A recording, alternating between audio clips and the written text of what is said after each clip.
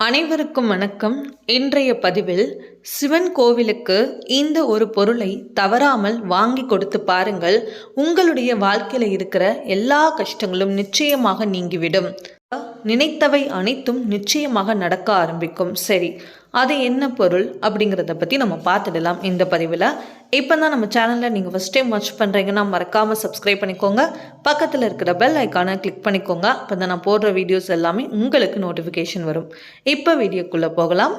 தலையெழுத்தையே மாற்ற வல்லவர் சிவபெருமான். அதனால சிவபெருமான் கோவிலுக்கு மாதந்தோறும் வரக்கூடிய வளர்பிறை பிரதோஷமாக இருக்கட்டும் அல்லது தேய்பிறை பிரதோஷம், ஒரு மாதத்திற்கு 2 பிரதோஷ நாட்கள் உண்டு.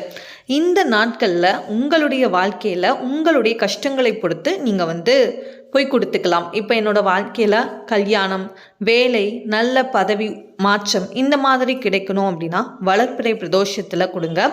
இல்லை எங்களுடைய கஷ்டங்கள், கடன் பிரச்சனைகள் இந்த மாதிரிலாம் நீங்கணும் அப்படின்னா நீங்கள் தேய்பிறை பிரதோஷத்தில் கொடுத்துக்கோங்க. இந்த மாதிரி மாதந்தோறும் வரக்கூடிய 2 பிரதோஷ நாட்களில் உங்களால் எப்போ கொடுக்க முடியுமோ கண்டிப்பாக மனதார நீங்கள் நினைத்து நீங்கள் என்ன பண்ணுங்கள், என்னோட எல்லா கஷ்டங்களும் நீங்கணும், என்னோட வாழ்க்கையில் எல்லா பிரச்சனைகளும் தீரணும் அப்படின்னு சொல்லி தொடர்ந்து மாதத்திற்கு ஒரு முறை இதை செய்துட்டு வாங்க. நேரத்தில் சிவபெருமானையும் நந்தியாரையும் தரிசனம் செய்கிறது ரொம்பவே சிறப்பான ஒரு பலனை நமக்கு கொடுக்கும். எப்பேற்பட்ட பிரச்சனைகளாக இருந்தாலும் அது நிச்சயமாக நீங்கும்.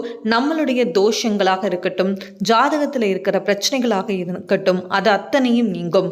அதனால தான் இந்த பிரதோஷம் அப்படின்னாலே குற்றம் இல்லாத வாழ்க்கை, நம்மளுடைய எல்லா பாவங்களும் நீங்கணும் அப்படிங்கிறதுக்காக தான் அந்த நேரத்தை சொல்கிறாங்க. தோஷம் அப்படிங்கிறது குற்றம், பிரதோஷம் அப்படின்னா குற்றம் இல்லாத வாழ்க்கை. பிரதான தோஷங்களை நீக்கிறது தான் இந்த பிரதோஷ வேலை. இப்போ நாளைக்கு மார்கழியில் வரக்கூடிய தேய்பிறை பிரதோஷம் செவ்வாய்க்கிழமை ஜனவரி 9ஆம் தேதி வர உள்ளது. நீங்கள் நாளைக்கு போய் கொடுக்குறதா இருந்தாலும் தாராளமாக நீங்கள் கொடுத்துக்கலாம். சரி, இல்லைன்னா நீங்கள் இனிமேல் வரக்கூடிய மாதத்தில் ஒரு முறை நீங்கள் என்ன பண்ணிக்கலாம், இந்த மாதிரி நீங்கள் கொடுத்துக்கலாம். கோவிலில் பிரதோஷ நேரத்தில் நீங்கள் ஏதாவது ஒரு பொருள் நீங்கள் வாங்கி கொடுக்கலாம். அபிஷேகத்திற்கு வாங்கி கொடுக்கலாம். பால், தயிர், பன்னீர், இளநீர் இந்த மாதிரி இத்தனை பொருட்கள் இருக்குது. இந்த பொருட்களில் உங்களுக்கு என்ன பிரச்சனைகள் இருக்கோ அதுக்கு தகுந்த மாதிரி பொருட்கள் நீங்கள் வாங்கி கொடுக்கலாம். அதை விட ரொம்பவே சிறப்பானது என்ன அப்படின்னா திருநீர் வாங்கி கொடுக்கறது தாங்க. பிரதோஷ நேரத்தில் சிவபெருமானுக்கு திருநீர் வாங்கி கொடுத்து அந்த திருநீரை அபிஷேகம் செய்து அதை அங்கே இருக்கிற எல்லா மக்கள்கிட்டையும் கொடுப்பாங்க. செய்யும்போது நம்மளுடைய முன்ஜென்ம பாவ வினைகள், நம்மளுடைய கர்ம பிரச்சனைகள் அனைத்துமே நம்மை விட்டு நீங்கும் அப்படி சொல்லுவாங்க. ஏன்னா ஒருத்தனுடைய முன்ஜென்ம பாவ வினைகளாலையும் கர்ம வினைகளாலையும் தான் அவங்க ரொம்ப கஷ்டப்படுவாங்க. குடும்பத்தில் எந்த ஒரு சந்தோஷமும் இருக்காது, எந்த ஒரு முன்னேற்றமும் இருக்காது, ஒற்றுமை இருக்காது, நிறைய தேவையில்லாத பிரச்சனைகள் மாறி மாறி இருக்கும். இது அத்தனைக்கும் தீர்வு வேணும்னா நிச்சயமாக நீங்கள் மனதார நினைத்து பிரதோஷ நேரத்தில் உங்களால் முடிந்த ஏதாவது ஒரு அபிஷேக பொருட்கள் வாங்கி கொடுங்க. அதிலும் குறிப்பாக இந்த திருநீர் வாங்கி கொடுக்கறது ரொம்பவே சிறப்பான ஒரு பலனை கொடுக்கும்.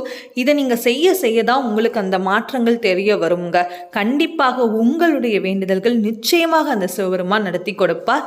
கண்டிப்பாக உங்களுடைய எல்லா கஷ்டங்களும் பிணிகளும் அனைத்தும் நீங்கி நலமான ஆரோக்கியமான ஒரு வாழ்க்கை நமக்கு நிச்சயம் கிடைக்கும். அதனால் நம்பிக்கையோட, முழு திருப்தியோட, சந்தோஷத்தோட நீங்கள் செய்கிறது ரொம்பவே சிறப்பான ஒரு பலனை கொடுக்கும். சரிங்க, இந்த வீடியோ உங்களுக்கு பிடிச்சிருந்ததுன்னா ப்ளீஸ் நம்ம சேனலை லைக் பண்ணுங்க, ஷேர் பண்ணுங்க, கமெண்ட் பண்ணுங்க, மறக்காம சப்ஸ்கிரைப் பண்ணிக்கோங்க. Thank you all.